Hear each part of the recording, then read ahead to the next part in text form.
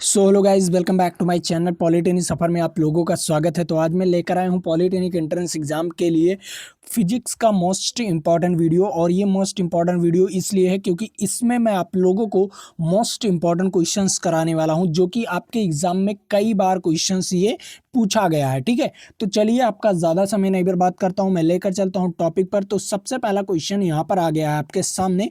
इस क्वेश्चन को मैंने एक वीडियो में आपको होमवर्क दिया था। उस होमवर्क को आपने अगर किया है तो ठीक है, नहीं किया है तो इस सवाल का जवाब आपको बताना है। तो सबसे पहले 18 नंबर क्वेश्चन क्या कह रहा है? कह रहा है ध्वनि की तीव्रता को मापता है। बताओ किस प्रकार ध्वनि की तीव्रता मापा जाता है। सबसे पहला आपको दिया गया है हर्ट्ज, दिया गया है डेसिबल, दिया गया है सेकंड, दिया गया है मीटर, दिया गया है। किस में मापा जाता है? अगर ध्वनि की तीव्रता को किस में मापा जाता है इसको आपको बताना है।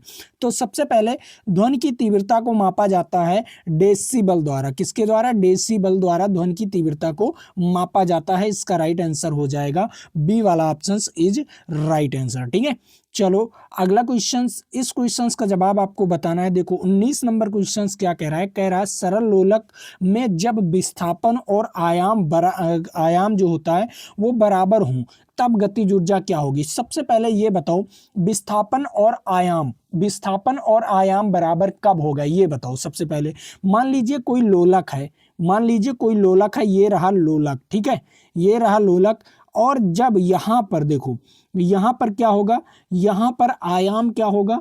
यहाँ पर आयाम शून्य हो जाता है। ठीक है, यहाँ पर आयाम क्या हो जाता है? शून्य हो जाता है। यहाँ पर भी आयाम क्या हो जाता है? शून्य हो जाता है जब ये यहाँ पर जाएगा। ठीक है, तो यहाँ पर शून्य हो जाता है, बट यहाँ पर आयाम उसका क्या हो जाता है? अधिक हो जाता है। ठीक है, यहाँ पर क्या हो जाता है? अधिक हो जाता है। और विस्थापन यहाँ पर अधिक हो जाता है। ठीक है, और विस्थापन यहाँ पर क्या हो जाता है? शून्य हो जाता है।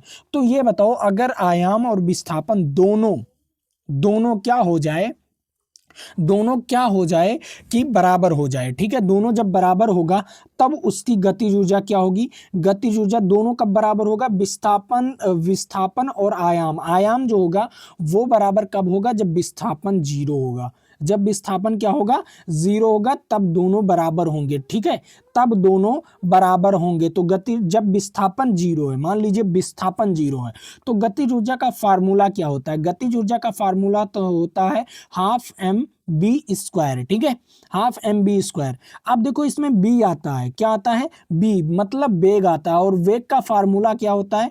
वेग का फार्मूला होता है विस्थापन अपान टाइम। क्या होता है? विस्थापन अपान टाइम। जब विस्थापन जीरो है, ये बताओ, जब विस्थापन जीरो है तो वेग जीरो होगा या नहीं? जब विस्थापन जीरो है तो वेग जीरो होगा या नहीं? हाँ सर, जब विस्थापन जीरो है तो वेग जीरो होगा। और जब वेग जीरो होगा तो गतिज ऊर्जा जीरो होगी कि नहीं? गतिज ऊर्जा जीरो होगी कि नहीं? हाँ सर, गतिज ऊर्जा जीरो होगी। तो इसका राइट आंसर क्या हो जाएगा? इसका राइट आंसर हो जाएगा बी वाला ऑप्शन इज राइट आंसर। ठीक है, चलो अगला क्वेश्चन। इस क्वेश्चंस का जवाब आप लोगों को बताना है। देखो 20 नंबर क्वेश्चंस क्या कह रहा है? सिंपल क्वेश्चन है और इसको लगाने में बहुत आसानी होगी। देखो क्या कह रहा है? किसी माध्यम में चलने वाले जो यांत्रिक तरंगे, ठीक है, किसी माध्यम में दो यांत्रिक तरंगे चलती हैं जिनके आवृत्ति क्या है? आवृत्ति का अनुपात इतना दिया गया है, मतलब μ1 μ2 दिया गया है। कितना दिया गया है? μ1 अपान μ2 दिया गया है। कितना? 3/4 दिया गया है। ठीक है, अब आपको क्या बताना है? तरंग दैर्ध्यों का अनुपात बताना है। ठीक है, क्या बताना है? तरंग दैर्ध्य का अनुपात बताना है। तो कैसे बताओगे? तरंग दैर्ध्य का अनुपात कैसे बताओगे? और किसी माध्यम में, ठीक है, किसी माध्यम में अगर कोई यांत्रिक तरंगे हैं तो उनकी क्या होगी? वेग बराबर होने वाली है। ठीक है, क्या होने वाली है? दोनों की वेग समान होने वाली है। ठीक है, तो वेग समान होने वाली है, लेकिन उनके आवृत्ति जो है, जो आवृत्ति है ना, आवृत्ति क्या होती है? आवृत्ति आपकी अलग अलग है। ठीक है, तो सिंपल आपने वेग बराबर क्या पढ़ा था? वेग बराबर लेमडा लेमडा म्यू। ठीक है, तो यहाँ पर हम μ1 मान लें, λ1 मान लें। ठीक है, और दूसरे v बराबर क्या हो जाएगा? यहाँ पर दूसरा v बराबर λ2 हो जाएगा और μ2 हो जाएगा। बस अब आपको इसी को लगाना है। अब दोनों का अनुपात निकाल लेना है, सिंपल। ठीक है, अब क्या करना है? यहाँ पर जब दोनों का अनुपात निकालोगे तो क्या हो जाएगा? आपका यहाँ पर 1/1 आ जाएगा और बराबर क्या हो जाएगा? λ1 और λ2 और यहाँ पर इंटू μ1 और μ टू। अब इसका मान आपको दिया गया है 3:4। कितना दिया गया है? 3:4। अब चार चार जब इधर गुणा होगा, ठीक है, जो 4 इधर भाग कर रहा है इधर गुणा होगा तो 4 यहाँ पर हो जाएगा, ठीक है। क्या हो जाएगा? यहाँ पर इंटू 4 हो जाएगा और यहाँ पर इंटू 3 हो जाएगा, ठीक है। तो क्या आया आपका? लेमडा 1 अपान क्या आएगा? लेमडा 1 अपान लेमडा 2 बराबर 4/3 आया, ठीक है, 4/3। अब देखो तरंग दैर्ध्यों का अनुपात आपको पता चल गया। कितना पता चल गया? तरंग दैर्ध्य का अनुपात है 4:3। तो 4:3 किसमें किसमें है? इसमें है और इसमें है। तो ये दो ऑप्शंस आपका गलत, ठीक है। क्या हो गया? ये दो ऑप्शंस आपका, इन दोनों ऑप्शंस में से कोई एक ऑप्शन सही है। अब ये दो ऑप्शंस आपके गलत हो गए, तब लेमडा आपको पता चल गया, ठीक है, लेमडा का मान। अब देखो यहाँ पर आपको क्या है, यहाँ पर आपको आवर्तकाल निकालना है, ठीक है। तो V1 अपान, ठीक है, क्या है? न्यू 1, ठीक है, इसे कहते हैं न्यू 1 अपान में न्यू 2। तब इसका सूत्र क्या हो जाता है? T2 अपान T1, ठीक है, यहाँ पर 2 है, बस इसी को आपको लगा लेना है, सिंपल। देखो T2 अपान T1। अब देखो यहाँ पर क्या हो जाएगा, यहाँ पर इसका मान दिया गया है 3/4 दिया गया है और इसका मान आपको T2 अपान T1 होगा। तो ये आपको पता चलेगा। अब देखो अगर T1 अपान T2 निकालना है आपको, T1 अपान T2 निकालना है तो क्या हो जाएगा? 4:3 हो जाएगा। तो दोनों का मान उतना ही आने वाला है, 4:3। 4:3 इज राइट आंसर। कौन सा ऑप्शन? 4:3। 4:3 is right answer. ये वाला ऑप्शन गलत, ये वाला ऑप्शन गलत, ये वाला ऑप्शन गलत। तो आपका कौन सा ऑप्शन सही है? सी वाला ऑप्शन इज राइट आंसर, ठीक है। सिंपल, इसमें दो सवाल था और दोनों को लगाना था। पहला सवाल क्या था? पहला सवाल था तरंग दैर्ध्य का अनुपात और दूसरा सवाल क्या था? आवर्तकाल का अनुपात, ठीक है। तो आवर्तकालों का अनुपात भी अब मैंने निकाल लिया और तरंग दैर्ध्यों का अनुपात भी निकाल लिया। तो कोई दिक्कत नहीं होने वाला। तो इसका राइट आंसर आपका हो गया 4:3 हो गया, ठीक है। वैसे आप लोग फार्मूला भी उल्टा याद कर लीजिएगा, ठीक है, सिंपल। चलो अगला क्वेश्चन। इस क्वेश्चन का जवाब बताओ। क्या कह रहा है? अनप्रस्थ तरंग उत्पन्न की जा सकती है। बताओ अनप्रस्थ तरंग किसमें उत्पन्न की जा सकती है? सबसे पहले मान लीजिए कोई भी चीज इस प्रकार ऐसे होगा, ठीक है, तो इसे हम कहेंगे अनुप्रस्थ तरंगे, ठीक है। क्या होगा? इस प्रकार ऐसे होगा तो इसे हम कहेंगे अनुप्रस्थ तरंगे, ठीक है। और अगर कोई भी चीज ऐसे ऐसे ऐसे ऐसे ऐसे ऐसे ऐसे ऐसे ऐसे होगा तो हम इसे, जैसे ये ध्वनि चलता है ना, इस प्रकार कुछ चलता है, ठीक है। तो ध्वनि जो होता है ये अनुदैर्ध्य तरंगे होती हैं। क्या होती हैं? अनुदैर्ध्य तरंगे होती हैं जो ध्वनि होता है, ठीक है। तो जो इस प्रकार ऐसे ऐसे ऐसे टेढ़ा बेढ़ा चलता है ना, उसी को हम कहते हैं अनपरस्त तरंगे। तो अनपरस्त तरंगे मतलब ये प्रकाश तरंगे होती हैं। क्या होती है? प्रकाश का तरंग, प्रकाश की तरह ये चलता है, ठीक है। किस तरह? प्रकाश की तरह। बट यहाँ पर ऑप्शंस कोई नहीं है कि प्रकाश किसी में नहीं है, ठीक है। तो आप ये बताओ, सबसे पहले ये बताओ, अगर कोई पानी है, ठीक है, लहरें हैं, ठीक है, क्या कह रही हैं? पानी बह रहा है, तो पानी कुछ इस प्रकार बहता है कि नहीं? बताओ, पानी कुछ इस प्रकार बहता है कि नहीं? हाँ सर, पानी इस प्रकार बहता है। आपने देखा होगा, कहीं ऊपर कहीं नीचे, कहीं ऊपर कहीं नीचे, कहीं ऊपर कहीं नीचे, एक एक आपका क्या होता है, एक बनाता हुआ चला जाता है, कुछ इस प्रकार चित्र बनाता हुआ चला जाता है, ठीक है। तो पानी तो आपका हाई है, ठीक है, जल तो आपका हाई है, ठीक है। लेकिन गैस भी ऐसे सीधा ऐसे ऐसे किसी तरह वो उड़ता रहता है, ठीक है। तो गैस का कोई वही नहीं है। तो यहाँ पर आपका गैस वाला तो गलत हो गया, ठीक है, जिसमें गैस है वो गलत हो गया, ठीक है। अब आपका आता है कौन सा चीज? अब आपका आता है कौन सा चीज, ये बताओ। अब आपका क्या आएगा? ठोस और द्रव आता है, ठीक है। ठोस में भी कुछ इसी प्रकार आपका वो क्या होती है, उत्पन्न होती है। मान लीजिए अगर किसी लोहे पर, अगर किसी लोहे को किसी आदमी को पकड़ा दो, ठीक है, मान लो कोई लोहे का छड़ है, ठीक है, छड़ है और कोई आदमी पकड़ा हुआ है। जब पकड़ा हुआ है और इस कोने पर एक हथौड़ी मार दो, क्या मार दो? इस कोने पर एक हथौड़ी मार दो तो उसको झटका लगेगा। किस प्रकार झटका लगेगा? इस प्रकार झटका लगेगा, ऐसा झटका लगेगा, ठीक है, ऐसा झटका लगेगा। लगेगा कि नहीं, ये बताओ, लगेगा कि नहीं? आप लोग एक बार देख लीजिएगा, एक प्रैक्टिकल देख लीजिएगा, क्योंकि मैं आपको प्रैक्टिकल नहीं दिखा सकता, ठीक है। आप लोग खुद करके देख लीजिए, ठीक है, तो आपको झटका लगेगा, ठीक है। तो उसी प्रकार ये क्या होता है, इसमें क्या होती है, अनुप्रस्थ तरंगे उत्पन्न हो जाती हैं अगर उत्पन्न करना चाहो तो द्रव व गैस दोनों में, तो सॉरी क्या है, ठोस व द्रव में, दोनों में ये उत्पन्न किया जा सकता है, ठीक है। चलो अगला क्वेश्चन।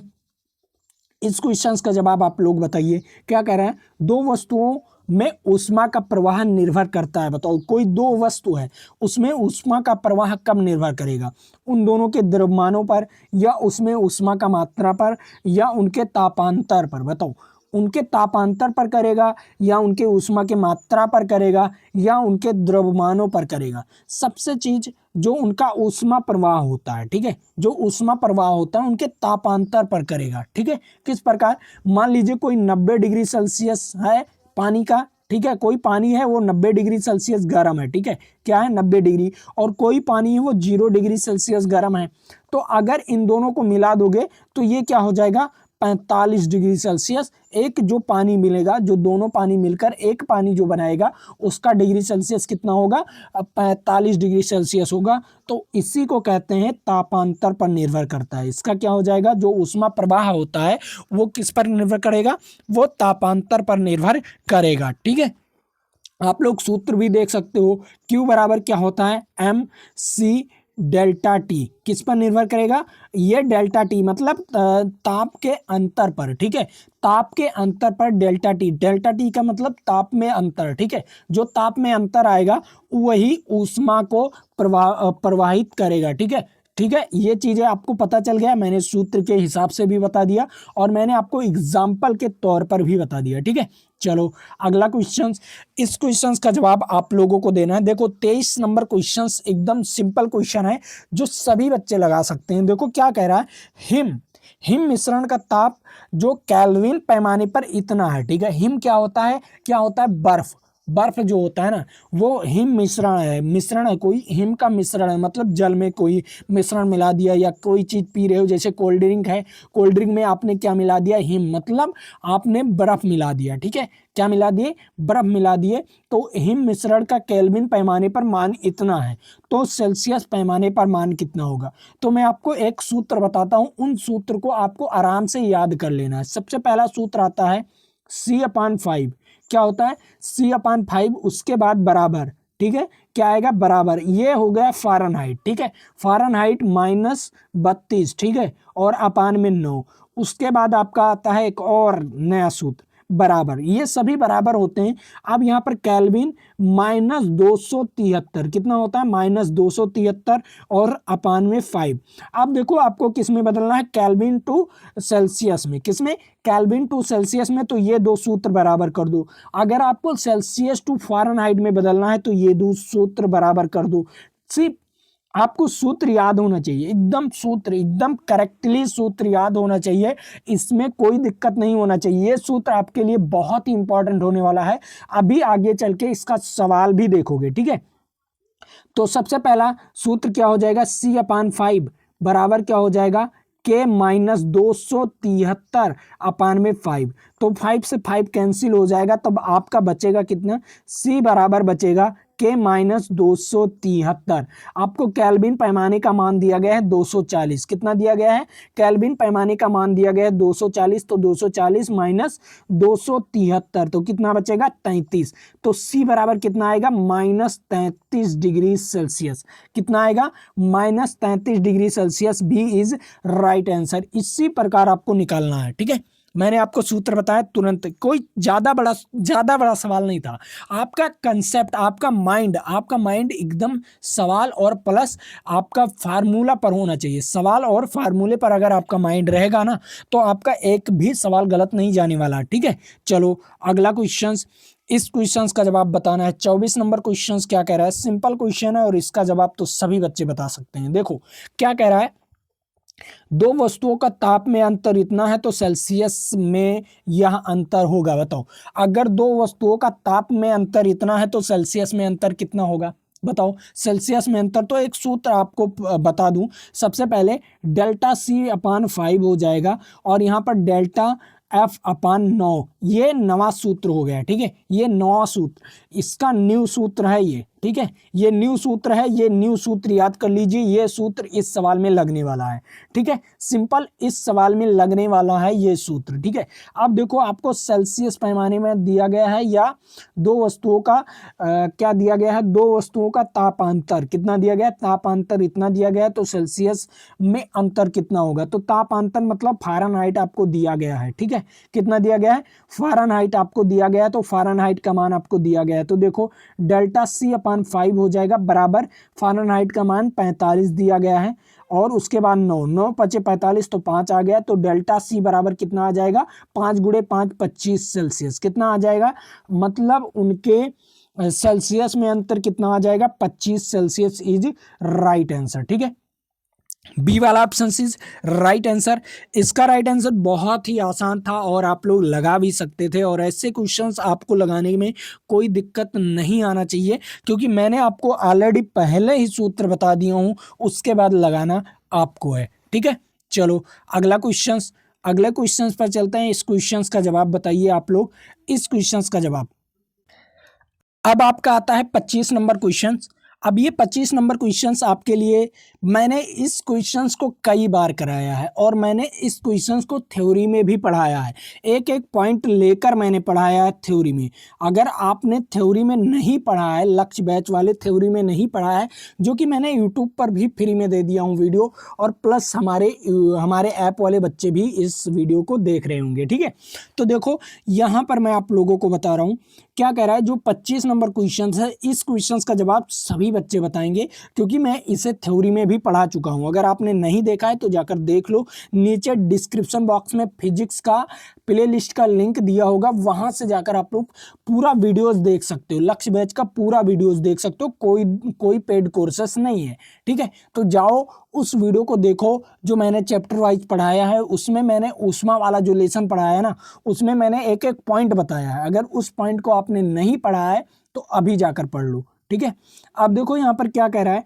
निम्न में से किस ताप पर सेल्सियस तथा फ़ारेनहाइट तापमापी का पाठ्यांक क्या होता है, समान होता है, तो किस ताप पर होता है, ये कमेंट करके आप लोग बताएंगे, वीडियोस में कमेंट करके बताइए तुरंत। और मैंने लगाया भी है, और सूत्र कौन सा लगेगा, अगर आपको लगाना भी है तो ये वाला सूत्र लगेगा। ठीक है, ये वाला सूत्र लगा लीजिएगा, और मैंने इसको लगाकर भी बताया है, जितने बच्चे अगर नहीं जानते तो इस सूत्र को लगाकर आप लोग कर सकते हैं। ठीक है, और इसमें ऑप्शंस भी है, आप लोग ऑप्शंस का आंसर बताएंगे, मैं उसे लगाकर नहीं बताने वाला हूं।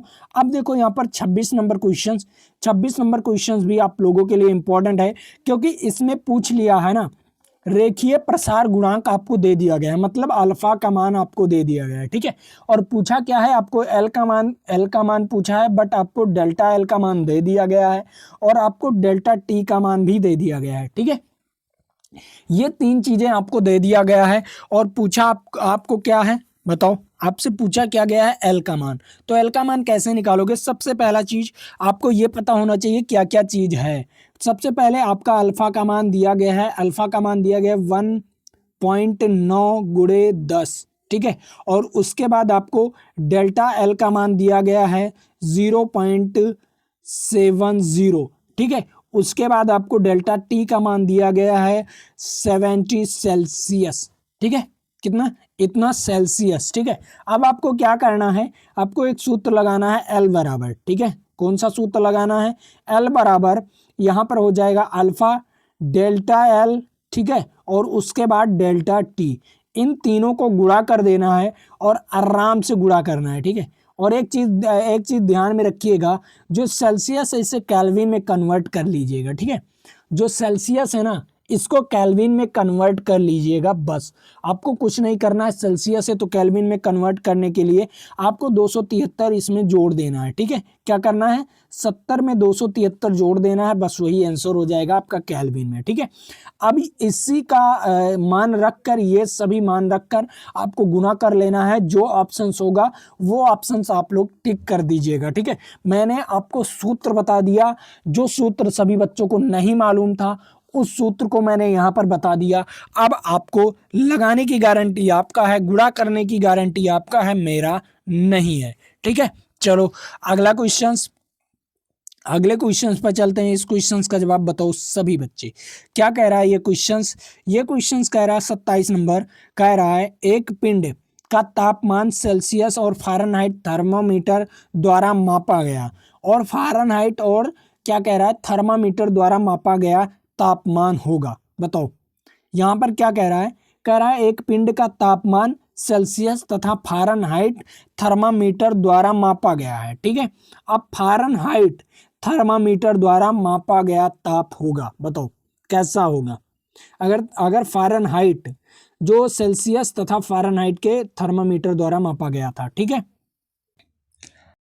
क्या कह रहा है, सबसे पहला पॉइंट कह रहा है, इसे ध्यान से पढ़ना क्योंकि ये क्वेश्चन ना थोड़ा कंसेप्चुअल क्वेश्चन है। ठीक है, बहुत ही कंसेप्चुअल, बस इसमें पकड़ना क्या है। देखो क्या कह रहा है, कोई पिंड है जिसका तापमान सेल्सियस, ठीक है, सेल्सियस तथा फ़ारेनहाइट थर्मामीटर द्वारा मापा गया। जो सेल्सियस था ना, सेल्सियस को हमें फ़ारेनहाइट थर्मामीटर द्वारा मापा गया, तो पहले क्या होगा, वो वृद्धि होगा, क्योंकि फ़ारेनहाइट थर्मामीटर से मापे हो तो उसका क्या होगा, उसका ताप बढ़ेगा, मतलब फ़ारेनहाइट पैमाने में बढ़ेगा। बट अब क्या किया गया है, अब किया गया है फ़ारेनहाइट थर्मामीटर द्वारा मापा गया तापमान होगा हमेशा सदैव सेल्सियस से बड़ा होगा। क्या होगा, सेल्सियस से सदैव अधिक होने वाला है, क्योंकि अगर फ़ारेनहाइट थर्मामीटर द्वारा मापोगे तो क्या होगा, सेल्सियस के अधिक होगा फ़ारेनहाइट। ठीक है, सेल्सियस से क्या होगा, अधिक होगा। ठीक है, तो इसका राइट आंसर क्या हो जाएगा, अधिक होगा। ठीक है, सिंपल, अधिक होगा क्या, बताओ, अधिक होगा क्या, नहीं बाबू, मैं अगर गलत बता दूं तो आप लोग गलत नहीं करना, क्योंकि अधिक नहीं होने वाला, क्योंकि एक पिंड है उसका तापमान मान लो 30 डिग्री सेल्सियस है। ठीक है, अब 30 डिग्री सेल्सियस, अब 30 डिग्री को हम फ़ारेनहाइट में कन्वर्ट करेंगे और फिर से फ़ारेनहाइट को हम उसमें कन्वर्ट कर देंगे 30 डिग्री में, तो क्या वो चेंज हो जाएगा, उसका ताप चेंज नहीं होगा, उसका ताप चेंज हो ही नहीं सकता। ठीक है, तो क्या होगा, यहाँ पर बराबर लिख दो। ठीक है, क्या होगा, सेल्सियस के बराबर ही होगा, तो इसका राइट आंसर क्या हो जाएगा, सेल्सियस के बराबर। ठीक है, किसी का ताप कम थोड़ी होगा नापने से। ठीक है, अब यहाँ पर देखो 28 नंबर क्वेश्चन क्या होगा, 28 नंबर क्वेश्चन का जवाब क्या कह रहा है, निम्न में से कौन सा केल्विन सेल्सियस का फ़ारेनहाइट मान है। अब बताओ, फ़ारेनहाइट 40 फ़ारेनहाइट, अब केल्विन में कन्वर्ट करना है, तो सिंपल कुछ करना ही नहीं है, सिंपल क्या करना है, F-32 और अपान में 9 बराबर क्या हो जाएगा, K-273। ठीक है, और अपान में क्या हो जाएगा, 5 हो जाएगा, क्या हो जाएगा, 5 हो जाएगा। बस इसी को आपको कन्वर्ट कर देना है। अब इसका मान क्या है, 40 दिया गया है और -32, तो 40 में से 32 घटेगा तो कितना आ जाएगा, 8 आ जाएगा, तो यहाँ पर 8 हो जाएगा, 8 बच्चे 9, और यहाँ पर क्या हो जाएगा, K -273। ठीक है, 273 और ये 5 गुणा होगा तो 8 पंचे 40, तो यहाँ पर 40 हो गया ये। ठीक है, 40/9, और उसके बाद ये आपका घटेगा। ठीक है, 40/9 में से 273 इस तरफ आएगा तो प्लस में हो जाएगा। ठीक है, क्या आएगा, 273, तो के बराबर क्या आया, 273 प्लस में 40/9, और 9 चौक 36, लगभग 4। ठीक है, लगभग 4। ठीक है, 273 और ये क्या हो जाएगा, ये क्या हो जाएगा, कितना हो जाएगा, 9 चौक 36, तो 4 आया, और पॉइंट में कुछ और बढ़ेगा, फिर से कितना आएगा, 36 और 4, फिर 9 चौक 36, फिर 9 चौक 36, ऐसे ही। अब इसको जोड़ लोगे तो कितना आ जाएगा, तो 200 कितना, 8 8 कितना हो जाएगा, 4, 73, 73 में 4 प्लस करेंगे तो कितना हो जाएगा, 73 में 4 प्लस करेंगे 77 हो जाएगा, तो 277 पॉइंट 44444। ठीक है, ये आपका केल्विन पैमाने में आएगा। ठीक है, तो यहाँ पर कोई ऑप्शंस नहीं है, पर यहाँ पर 77 होना चाहिए, 33 हो गया है। ठीक है, सी वाले ऑप्शंस में 277 होना चाहिए। ठीक है, तो इसका राइट आंसर 277 होगा। ठीक, चलो अगला क्वेश्चन, इस क्वेश्चन का जवाब बताना है। 29 नंबर क्वेश्चन क्या कह रहा है, सिंपल क्वेश्चन है। अगर ये वीडियो आपको अच्छा लगा है ना तो लाइक कर दीजिए और सब्सक्राइब कर दीजिए चैनल को, ठीक है। तो इस क्वेश्चन का जवाब आपको बताना है। क्या कह रहा है, धातु की रेखीय प्रसार गुणांक, क्षेत्रीय प्रसार गुणांक और आयतन प्रसार गुणांक का अनुपात क्या होगा। सबसे पहले ये चीज देखो, क्या होगा, जो रेखीय प्रसार गुणांक होता है वो उसका मान 1 होता है, मतलब उसमें एक ही चीजें इन्वॉल्व होती है, मतलब उसमें क्या होता है, एक ही पृष्ठ इन्वॉल्व होता है, ठीक है। जो क्षेत्रीय मतलब क्षेत्र, उसमें 2 पृष्ठ, लंबाई और चौड़ाई इन्वॉल्व हो जाता है, 2 पृष्ठ। और जो आयतनीय प्रसार गुणांक, उनमें लंबाई, चौड़ाई और ऊंचाई तीनों इन्वॉल्व हो जाते हैं। तो इनका अनुपात 3 क्या होगा, 1:2:3, ठीक है। तो इसका राइट आंसर क्या हो जाएगा, 1:2:3। तो कौन सा option, C is right answer. इसका राइट आंसर क्या हो जाएगा, सी इज राइट आंसर, ठीक है। चलो अगला क्वेश्चन। इस क्वेश्चन का जवाब 31 नंबर क्वेश्चन क्या कह रहा है। 31 नंबर क्वेश्चन यहां पर कह रहा है, ऊष्मा ऊर्जा निर्भर करता है। ऊष्मीय ऊर्जा किस पर निर्भर करता है, ऊष्मीय ऊर्जा निर्भर करता है वस्तु के द्रव्यमान पर, ठीक है। ऊष्मीय ऊर्जा क्या होगा, ऊष्मीय ऊर्जा Q बराबर होता है mc/g, ठीक है। किस पर, ताप में वृद्धि या कमी के कारण, हाँ ताप में वृद्धि या कमी के कारण। और पदार्थ पर, यहाँ पर द्रव्यमान, द्रव्यमान पर भी।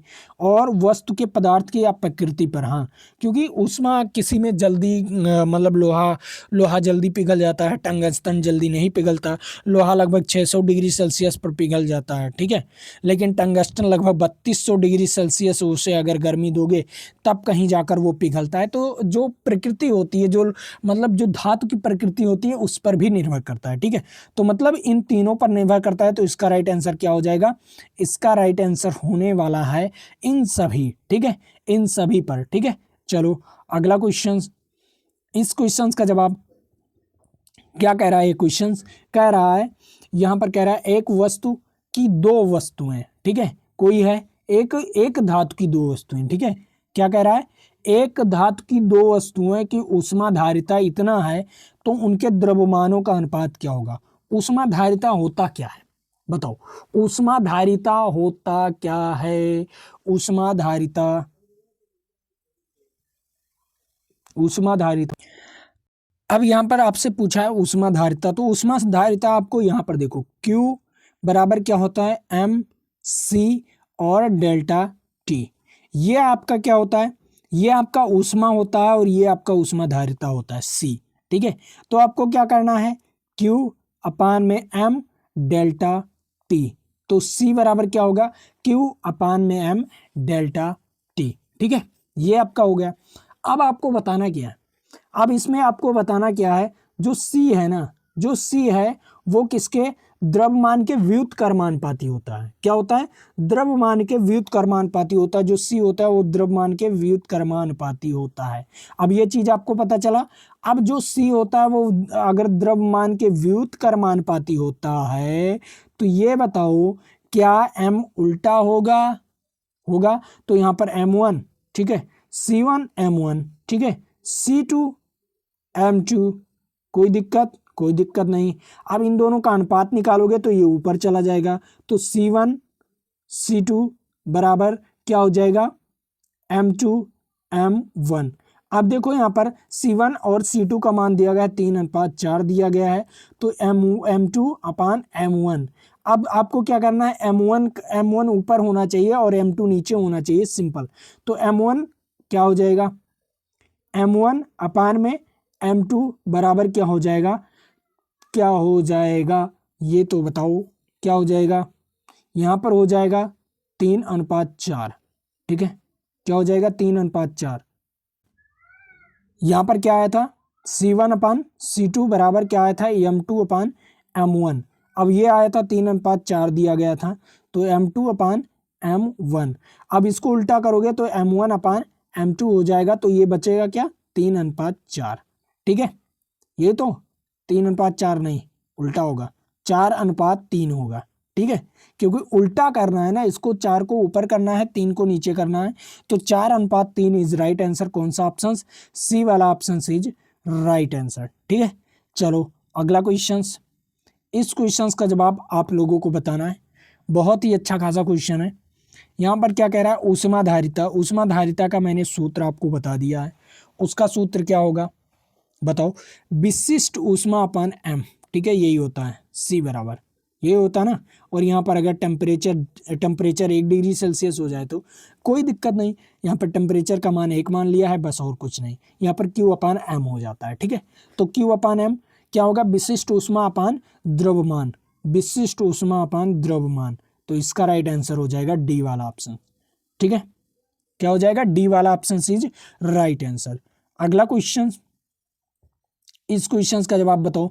क्या कह रहा है, जल ठोस व द्रव दोनों की स्वरूप जिसमें तापमान पर निर्भर विद्यमान है, पर क्या है, विद्यमान है। बताओ ऐसा जो जल है ना वो ठोस और द्रव दोनों अवस्थाओं में हो सकता है, किस ताप पर, किस ताप पर दोनों अवस्थाओं में हो सकता है, जो जल है वो किस ताप पर दोनों अवस्थाओं में हो सकता है, वो हो सकता है आपका 0 डिग्री सेल्सियस पर।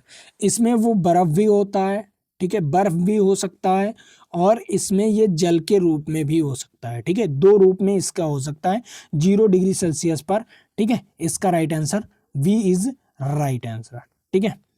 अब इस क्वेश्चन का जवाब बताना है। क्या कह रहा है, 35 नंबर क्वेश्चन, एम द्रव्यमान के पदार्थ की गुप्त ऊष्मा एल, ठीक है, गुप्त ऊष्मा एल, पदार्थ की अवस्था परिवर्तन करने के लिए आवश्यक ऊष्मा की मात्रा, तो क्यू बराबर क्या होगा, एम एल, ठीक है, क्या होगा, M L is right answer, Q बराबर M L is right answer, A is right answer, ठीक है। चलो अगला क्वेश्चन, इस क्वेश्चन का जवाब आप लोग बताएंगे कमेंट बॉक्स में, ठीक है। तो आज के लिए इतना ही। जय हिंद जय भारत, फिर मिलेंगे आपके साथ अगले वीडियो में। लेकिन अगर ये वीडियो अच्छा लगा है ना तो लाइक कर दीजिए, शेयर कर दीजिए, और अपने दोस्तों तक इस वीडियो को ज़रूर से ज़रूर शेयर कीजिए। और हाँ, सब्सक्राइब करना ना भूलिए, और सब्सक्राइब करते हो तो आपके पास तुरंत वीडियोज़ पहुँचते हैं जो मैं अपलोड करता हूँ, ठीक है। तो आज के लिए इतना ही। जय हिंद जय भारत, फिर मिलेंगे आपके साथ अगले वीडियो में।